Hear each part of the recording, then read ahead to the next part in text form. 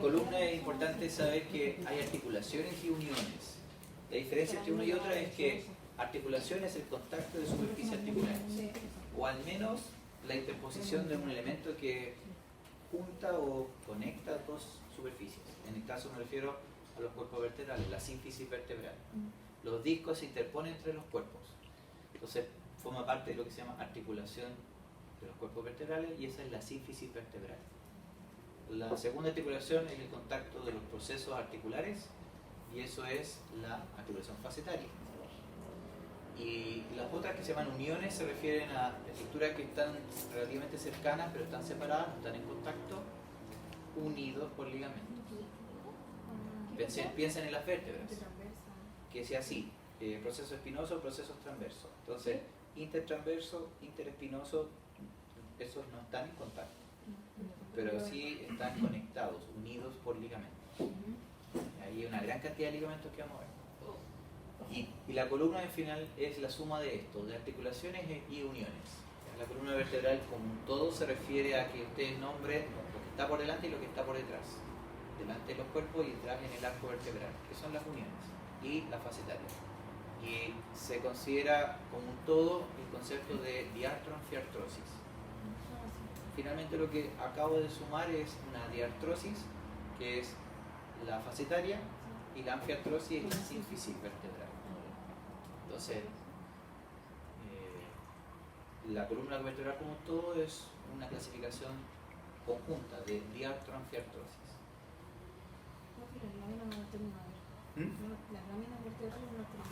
También son parte de la unión, porque es finalmente el arco hacia atrás, donde forma la espinosa hacia atrás. Sí, por la lámina, sí. Entonces, esta es la anfiartrosis, la sínfisis vertebral, ¿ya? Donde finalmente entre los cuerpos, aquí hay una fusión de una serie concéntrica de fibras colágenas, que es un ligamento, que es el anillo fibroso. Y es la fusión, porque normalmente uno dice disco y piensa que uno lo puede retirar y sale como una hamburguesa dentro de los panes. Entonces, no es así, ¿ya? No es interpuesto, es fusionado. Entonces, significa que la cortical de los huesos de ambos cuerpos están fusionados con el anillo fibroso. Y son más de 8 capas que existen. Y en distintas direcciones. Entonces una manga bien organizada, de que hay fibras externas que son más verticalizadas y otras que cada vez que me voy hacia adentro van tomando ligera dirección oblicua. Entonces por fuera son bien rectos y normalmente evitan las distracciones, que los cuerpos se separan. Pero a medida que voy hacia adentro, voy haciendo cada vez más oblicua hasta que finalmente las capas más profundas son casi horizontales, transversales. Entonces actúa como un cinturón las que son más profundas. Y como repito, están fusionadas con la cortical, toleran bastante la presión, la carga. Y lo que hay al interior es el núcleo pulposo. Es un núcleo pulposo que va a estar independiente o libre, que es un tipo de sustancia gelificada, proteoglicanos, agua, principalmente agua, más del 80% del disco es agua. Y por lo tanto actúa como una esponja, también como un amortiguador. Claro.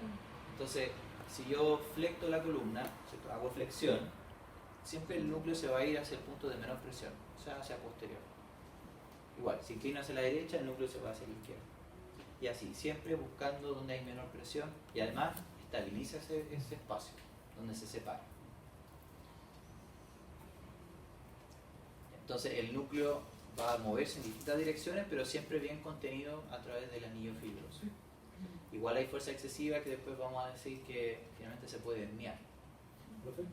El anillo fibroso, bueno, las capas interiores son igual de rígidas que las que están por fuera. Depende de la dirección de la fuerza, porque las que están más profundas, más horizontalizadas, controlan mejor la rotación. Mientras que las más externas, las inclinaciones y las flexoextensiones. Profe, como la hernia se llama así como si esto se reventara, por decirlo así.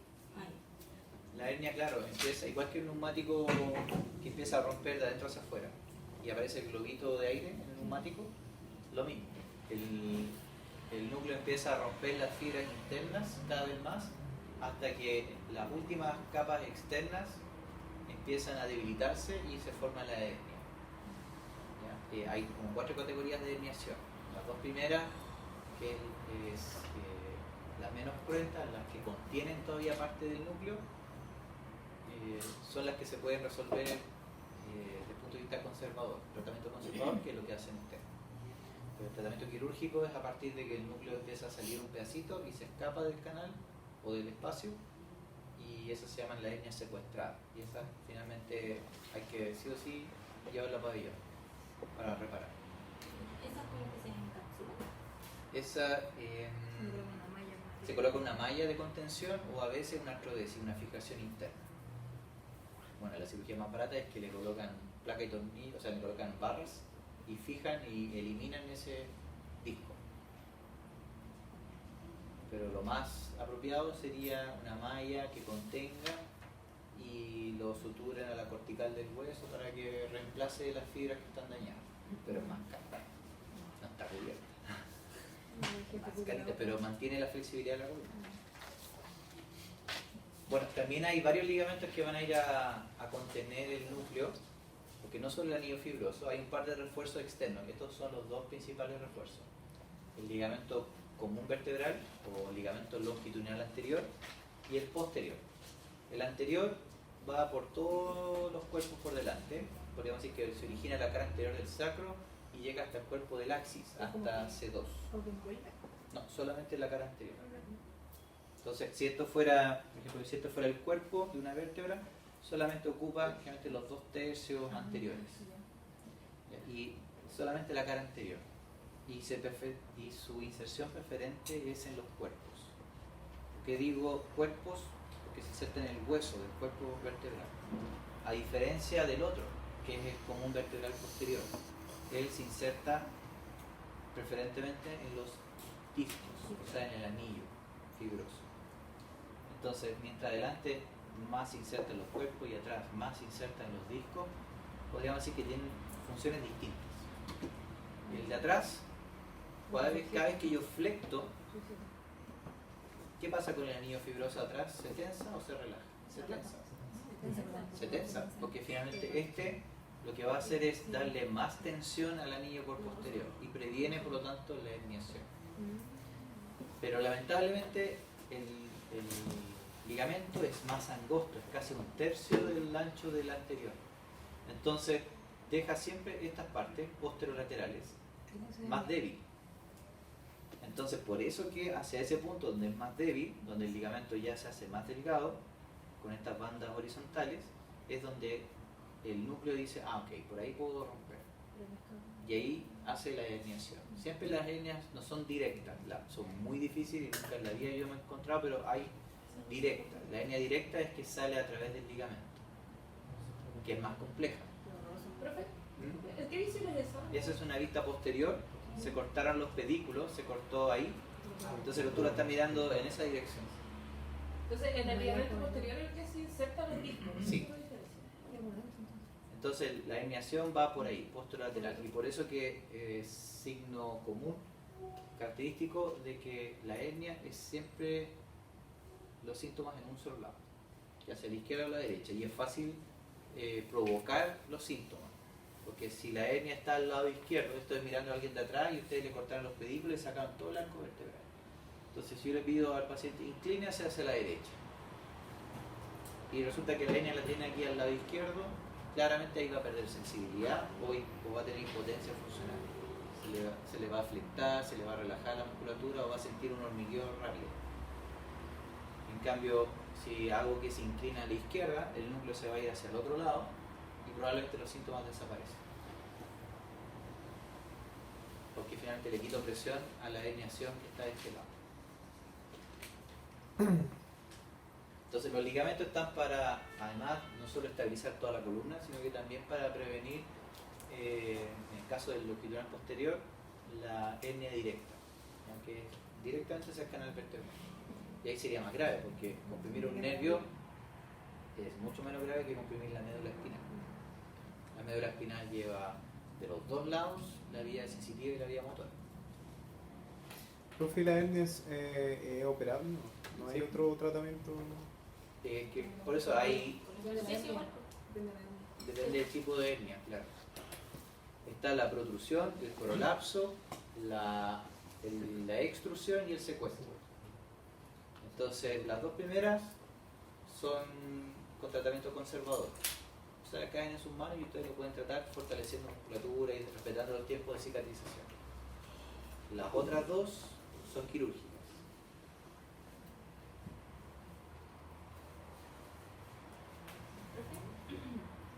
Ese dolor que se siente al lado como ese hormigueo se puede como confundir con el dolor del asiático. ¿Sí? Tiene los mismos síntomas que hasta una contractura muscular lumbar. Sí. Tiene los mismos síntomas que la lumbociática, que la ciatalgia, que el síndrome piramidal, que es finalmente comprimir el ciático. Son los mismos síntomas. Porque finalmente es que el nervio ciático que se origina de las raíces lumbares puede estar también comprometido. Bien, entonces las articulaciones facetarias que están acá atrás ya son la parte diartrodial, la parte plana, aunque, repito, siempre plano no va a haber. Entonces estas tienen ligera convexidad y concavidad. Entonces hacia atrás, esa columna va a tener las articulaciones facetarias así, no planas, sino que ligeramente cóncavas las superiores y convexas las inferiores, que son las que encajan por dentro. Entonces eso le permite a la columna lumbar por lo menos ganar 1 grado por vértebra, que es lo que le permite como rango máximo de movimiento, 1 grado de rotación por vértebra. O sea, la columna lumbar rota 5 para acá y 5 para acá. Entonces cuando uno gira así, ¿qué rota realmente? Lo que va a rotar es los 5 grados pero principalmente la región dorsal y la cervical. Manteniendo la pelvis fija, ahí se nota el rango solo de columna. Pero cada vez que uno rota, a veces mueve la pelvis y eso te da por lo menos casi 50 grados más, que uno puede mirar 180 hacia atrás. Como Anabel. ¿Mm? Como Anabel. ¿Cómo qué? Anabel. Ah, claro. Así que, sí.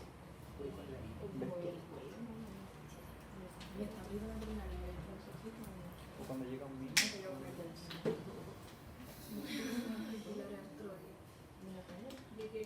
¿Ves tú? No sé, cuando uno se... Se le ve descansada. ¿Durmió bien? Ah. Respuesta correcta. No tienen derecho a dormir. Entonces, hacia el arco vertebral, esta ahora es la imagen opuesta. Si en la anterior le cortamos los pedículos y miramos el cuerpo desde adentro, ahora miramos hacia el arco vertebral, hacia atrás. Se cortan los pedículos y las láminas el ligamento amarillo conecta las láminas entre las vértebras. Entonces, ¿Cuál es el ligamento? De Marín. el ligamento amarillo. Yo de Marín. Y se le denomina amarillo por el color en realidad, y porque además, lo que le da el color es la elastina. La elastina, la proteína de la elastina tiene ese color. Entonces, más que ligamento, más que frenar un movimiento, no lo hace porque es muy elástico. Más que nada cierra el canal vertebral por posterior. Entonces, aquí, por ejemplo, están, ¿cierto?, accediendo hacia el espacio epidural, están alguien en sedente, porque finalmente flectado el ligamento se tensa más. Y a la hora de la punción es como que una bolsa te la estiraran y pasaras con el lápiz. Vas a sentir el crépito, que es cuando traspasas el ligamento.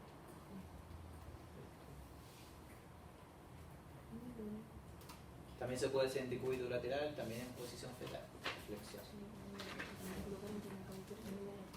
Entonces, el ligamento amarillo, si uno ve este corte sagital, en realidad no es el que controla la flexión, porque es más elástico, sino que en ese lugar va a tener estos dos, el ligamento interespinoso y el supraespinoso, que son en realidad los que frenan el movimiento, limitan la flexión.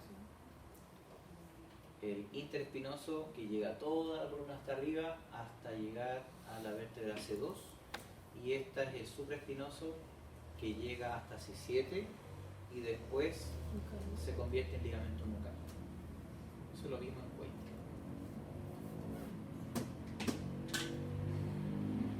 Tiene así como lo mismo, así. Wayne, sí. ¿Se acuerdan?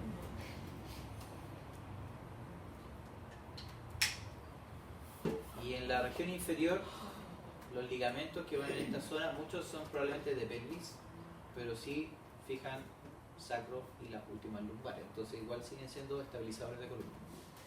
Los iliolumbares son esos dos, normalmente van de transversa del L4 y L5 a la cresta ilíaca del coxal. Y tanto por delante como por detrás están los sacroiliacos posteriores y anteriores, que son directamente horizontales. Y estos dos son los más importantes. El primero que es más superficial, que es el sacro tuberoso o sacro ciático mayor. Y más adelante está el sacro ciático menor o sacro espinoso, porque va desde la espina del coxal. Estos son los que controlan finalmente el movimiento de anteversión y retroversión. O en realidad, eso es movimiento de pelvis que también lo controlan, pero el sacro, el movimiento del sacro inclinándose hacia adelante se llama nutación y el inclinándose hacia atrás es contranutación. Entonces, cuando ustedes tienen un sacro, por ejemplo, ya, con esa vista, y la sacroiliaca está ahí, ¿cierto? La sacroiliaca va a estar en ese punto. Entonces, el sacro va a tener prácticamente limitado cualquier movimiento, ya sea hacia adelante o hacia atrás. Ya, ahora sí. Y eso es gracias a los sacroiliacos anteriores y posteriores, sacro tuberoso y el sacro espinoso. Entonces el sacro en realidad en esa articulación se mueve muy poco, con suerte 5 grados.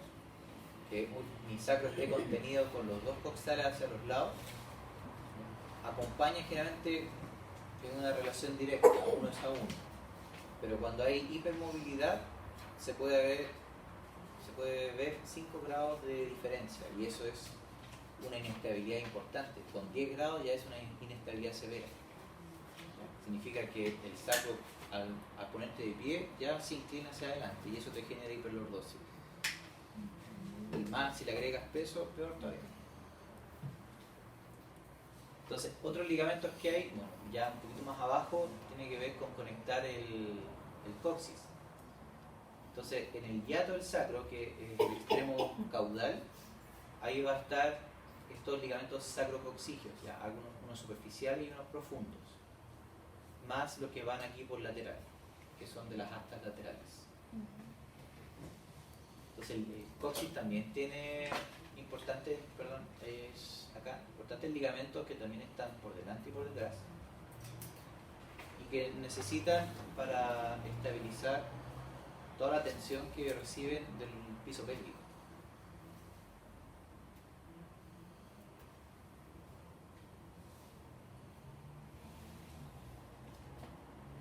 Profe, ¿cómo se llamaba ese ligamento grande ancho que va? El sacro tuberoso o sacro ciático mayor.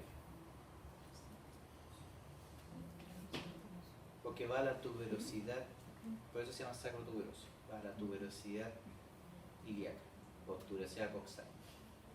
¿Cuál Sí, es sí, el sí. espinal? Ah, Espinoso. y el otro es el sacro espinoso, ese de ahí. Ah, ese que Va está la detrás espina, está detrás del... sí, hacia adelante, en realidad.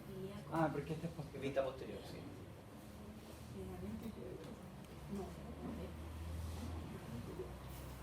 Y acá es donde están los ligamentos más complejos, en estas articulaciones. Cosas que deben recordar, que los cóndilos, ¿cierto?, se apoyan sobre el atlas, sobre las masas laterales. Que sería ahí. Entonces tendríamos las articulaciones occipito-atloidea, atlanto-occipital, incluso se llaman de las dos formas, atlanto-occipital o atlanto, claro, occipito-atloidea y atlanto-occipital.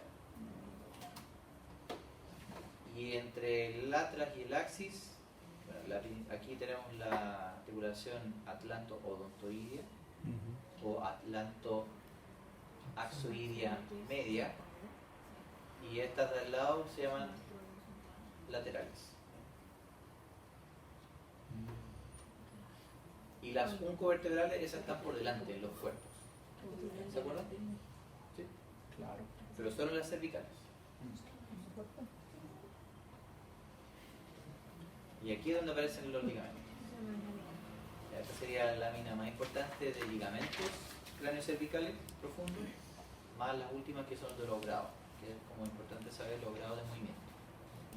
Entonces, tenemos en orden, si la imagen, nos quedamos primero con la imagen, después los nombres. Entonces, esta es la capa más superficial, al interior del canal vertebral. Entonces ahí tenemos el borde del agujero magno, que está cubierto por la membrana tectoria. Y llega hasta ahí. Si alcanzan a ver, hay como una separación ahí. Imaginen, claro, hay como fibras, como se ve como discontinua. Bueno, esa parte de ahí se llama membrana tectoria profunda y esta es la membrana superficial. Pero llega desde C2 hacia el borde del agujero magno. Y de C2, que este es el axis hacia abajo, este es el longitudinal posterior. Entonces el longitudinal posterior, que era muy angosto hacia abajo, se ensancha cada vez que sube, se va ensanchando y llega hasta C2 y luego se convierte en membrana tectoria. Exacto, superficial y profunda. Tectoria.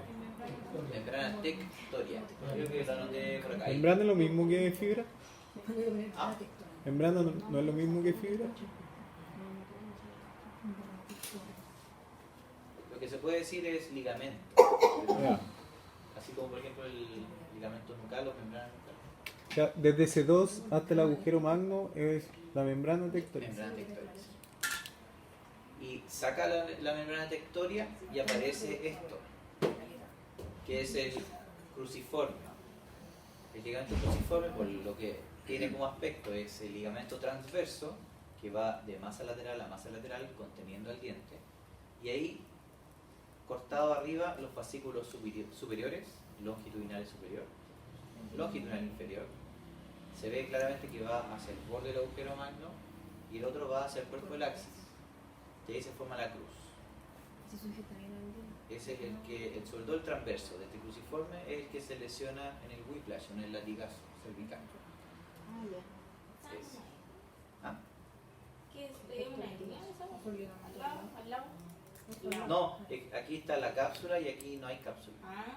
Como son sinoviales, planas, esta está encapsulada y estas no están encapsuladas. Estas son condivias.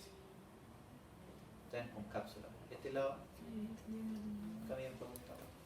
Entonces, saca el cruciforme y aparece otro en la misma dirección del fascículo superior, longitudinal superior. Ese se llama el ligamento del vértice. Si lo anoté acá, no lo puse acá. El ligamento del vértice está ahí, en la punta del diente hacia el borde del agujero. Y al ladito están los ligamentos alares. Eso sí que lo puse por aquí. Ahí, no está. Aquí está, alares. Los ligamentos alares también van del diente al borde lateral del agujero magno. Entonces, ahí están los ligamentos alares, así. Piensen que la rotación del atlas sobre el axis, el eje se lo tienen que imaginar ahí, en el diente.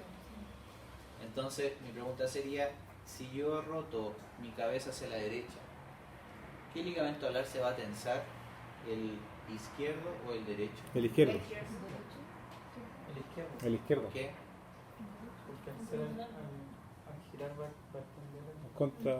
¿No? Claro, si este es mi diente y el ligamento va así, por detrás, lo afirma desde atrás, Ajá. cada vez que mi cráneo rota hacia allá, el agujero magno está haciendo esto. Y por lo tanto, ahí me está girando el diente en la misma dirección del movimiento. Ah. Para eso son los ligamentos alares, porque finalmente lo que hacen es que, como el atlas se mueve uno es a uno, y el axis, quien lo mueve o quien lo controla, son los ligamentos alares. Entonces, si un músculo se va a demorar en participar en rotar el axis, ya el ligamento lo está rotando.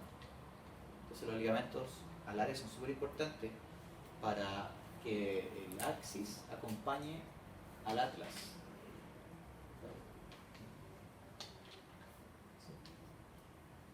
Y el ligamento transverso en realidad no participa en la rotación, lo único que hace es contener al diente hacia adelante. para que finalmente no se despegue del arco, que va a ser crucial para contener el diente y que al momento de flectar la cabeza y el cuello, el diente no comprima atrás la médula o el bulbo. Se tensan. Como son inelásticos, se supone que tienen menos elasticidad, van rotando, traccionando el hueso. Exacto, si rotas a la derecha, se tensa a la izquierda. Sí. Profe, ese es el que va, el diente que iba aquí, de ese está hablando, ¿cierto? Sí. O sea, se tensa contralateral igual. ¿Sí? Ya. Sí, porque eso es como alguien mirando desde arriba. Estoy mirando la cabeza de alguien desde arriba, pero sacaste el cráneo. Y el cráneo iba insertado ahí en el borde del agujero. Ujú. Ahí. Entonces esa cabeza va a rotar hacia allá y este ligamento alar es el que va a tensarse, porque este lado se aleja y este lado se acerca al diente. Entonces, eso es lo que va a ocurrir. Ya.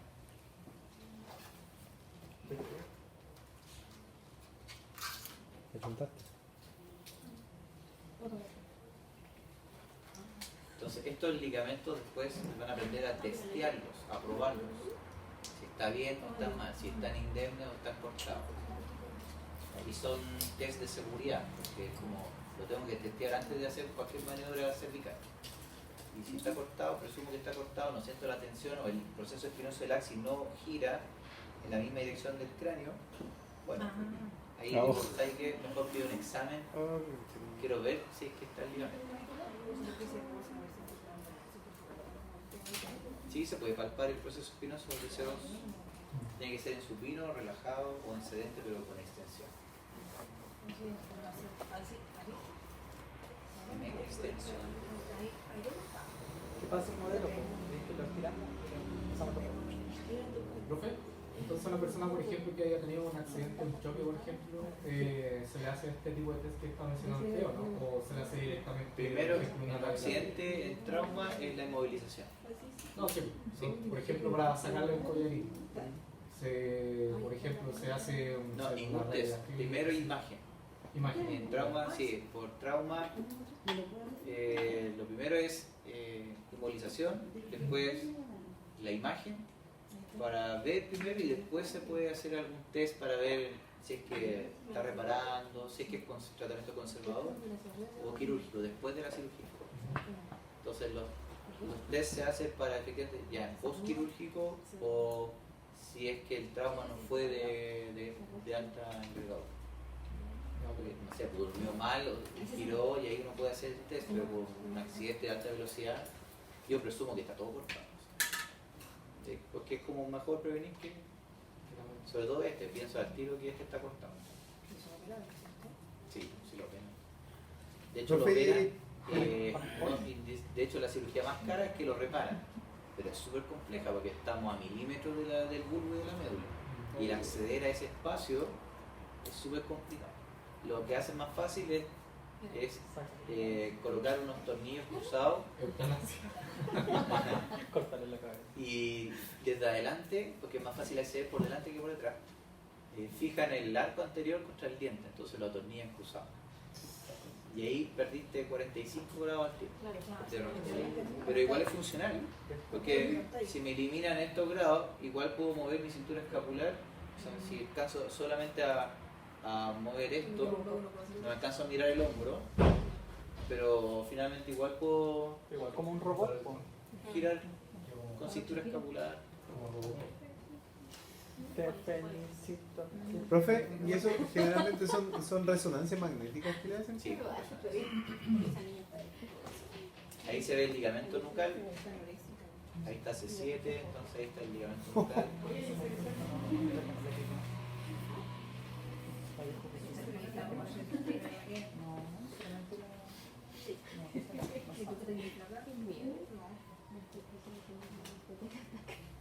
Ay, sí, ¿qué fue eso? Pero tú no estabas ahí.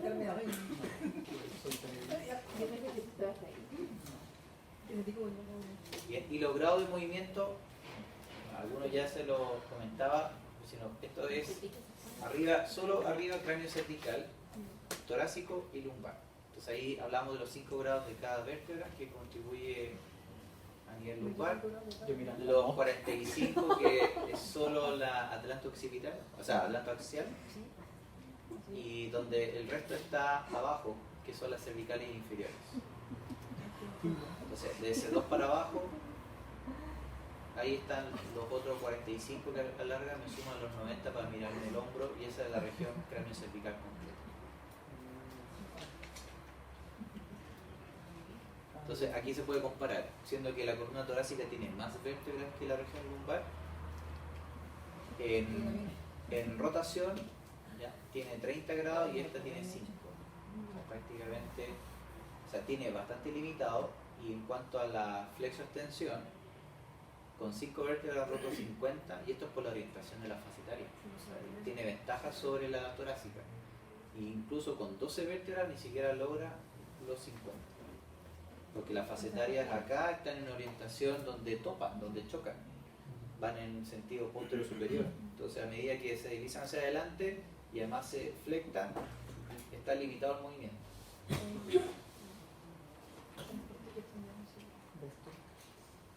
La que más hace flexo-extensión, ¿cuál es? ¿De las lumbares? ¿De las lumbares dice? De hecho, de toda la columna. Me imagino que la 5. ¿Cráneo cervical? Toda la región craneocervical hasta 50. Y esta. Entonces, si ustedes compararan, la que tiene más rango sería la que tiene más o menos vértebras. ¿Cuál tendría más movilidad? La que tiene menos vértebras. Exacto. Con menos vértebras mueves la misma cantidad y más grados. En el sentido de que comparo. Entonces, esta es más móvil que la columna cervical. En cuanto a flexo-extensión. Es más fácil lograr la flexión a nivel lumbar con menos vértebras que a nivel cervical, que tiene 7.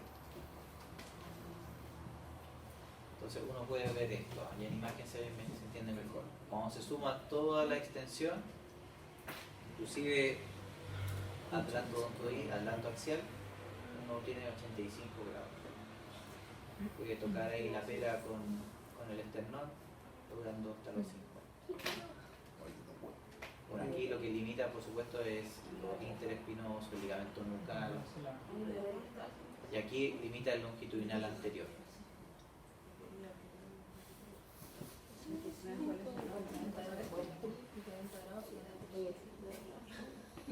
Ahora, siempre cuando se realiza rotaciones e inclinaciones, considera que van de la mano. Eso se llama acoplamiento directo. Y ahí ya les voy a hablar de eso.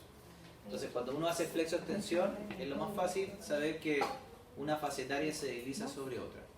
La astrocinemática dice deslizamiento hacia arriba de las facetarias superiores. Es lo que ocurre ahí. Entonces, lo que están viendo ahí es eso. Se desliza en plana. Entonces, se desliza esta superficie sobre esta. ¿Qué ocurre con esta parte? Es totalmente diferente. Ahí, entre atlas y axis, las superficies se describen como planas, pero en realidad son biconvexas. Convexo arriba y convexo abajo. Entonces ahí se forma este pivote que le da la posibilidad de inclinarse sobre el axis. En cambio, la otra articulación, que es más arriba, atlantoaxial o atlanto-occipital, aquí se aplica la regla cóncavo-convexa. Para que los cóndilos se mantengan sobre el atlas, tienen que rodar hacia adelante, pero también deslizar a la vez hacia atrás.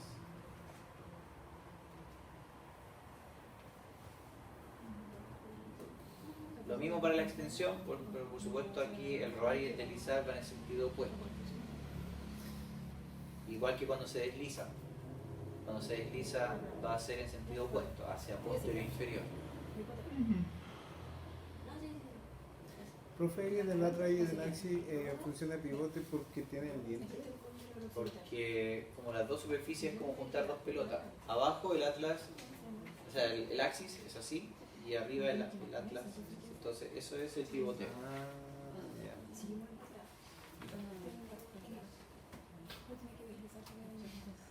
Porque aquí es donde está el movimiento acoplado, que es que si yo roto, inclino. Si yo inclino, yo roto. Porque las facetarias van así. Entonces, si yo voy a rotar, Me inclino. ese lado se desliza hacia arriba, hacia adelante, mientras que el otro lado, hacia el lado del movimiento, se desliza hacia abajo y hacia atrás. Como que Porque como van los dos lados, entonces hace esto. Eso en cuanto a la rotación. Y ocurre exactamente lo mismo cuando yo inclino. La inclinación hacia un lado desliza hacia abajo y hacia atrás, el lado de la inclinación, y hacia el otro lado se va hacia adelante y hacia arriba. Entonces es acoplamiento directo. Acoplado significa que tú rotas, inclinas. Si tú inclinas, tú rotas. Sí, pues igual se separan, sí. Se separan más en la inclinación que en la rotación. Pero es difícil bloquear la inclinación sin rotar. Que se puede, porque es como si ustedes se atornillaran la punta de la nariz hacia la pared y fuera el eje fijo, claro, ahí hacen la inclinación pura. claro. Pero es más restringida que si yo dejo que mi cabeza rote. Si rota, mi punta de la nariz se va hacia este lado. Entonces mi cabeza está haciendo esto, Claro. para inclinar más. Pero no es funcional, porque nadie hace inclinaciones puras moviéndose así. Y la inclinación que tiene acá, en la base del cráneo, son esos 5 grados que yo les hablaba una vez, que hace el músculo recto lateral de la cabeza. Ya, considerando la superficie externa del cóndilo de ambos lados, el cóndilo occipital puede deslizarse, pero 5 grados, que es nada.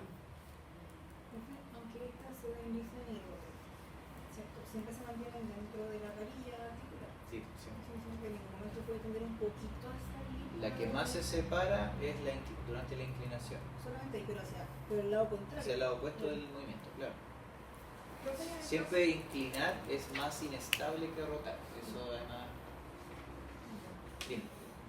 En el caso del occipital con el atlas, el rodamiento es en conjunto, ¿cierto? No es como que el occipital se mueva un poco del atlas. Cuando rota, cuando inclina es que, claro, los cóndilos, porque mis manos son abajo el atlas y encima está el cóndilo, así.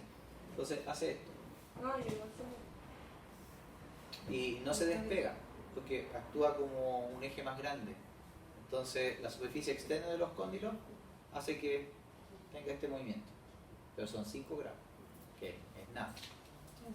Si lo más importante del recto lateral de la cabeza es que comprime cuando se contraen los dos.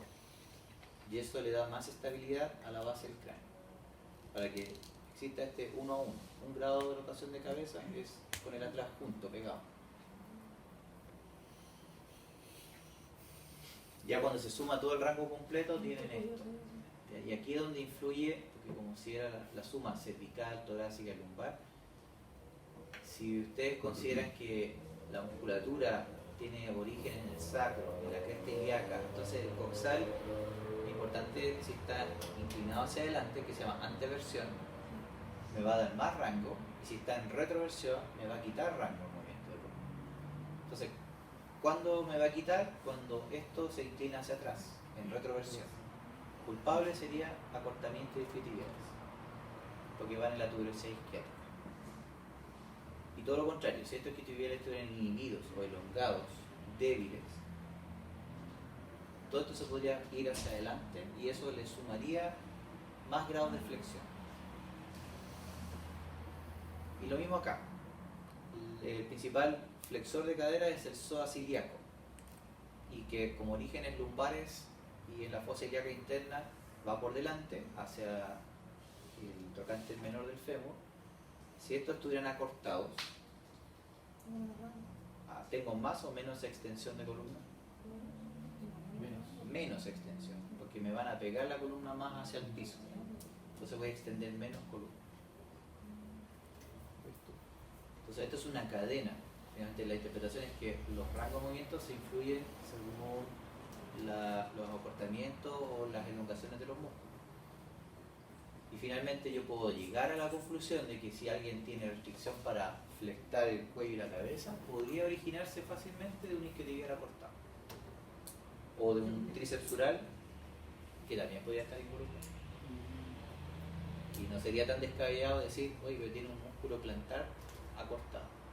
O lo tiene inhibido, tiene pie plano, por eso es que acá arriba la ATM le funciona distinto. Así, ese rollo tendría que después usted analizar.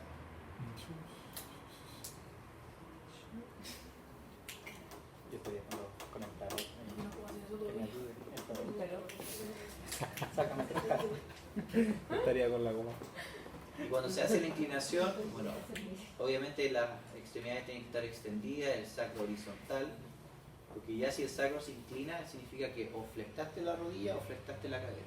Entonces ya ahí el sacro se inclina y ya le sumaría grado, pero que son de inclinación pélvica. Manteniendo la horizontal, debieran solamente lograr los 45. ¿Qué sería así? Manteniendo las dos piernas extendidas, 45 grados. Pero si yo flecto la cadera y la rodilla de este lado, alcanzo más. Pero eso es mentira. No es de columna. Bien, terminamos. ¿Se parece a mí? ¿En serio? En serio, sí. No, pues profe, estoy a 5.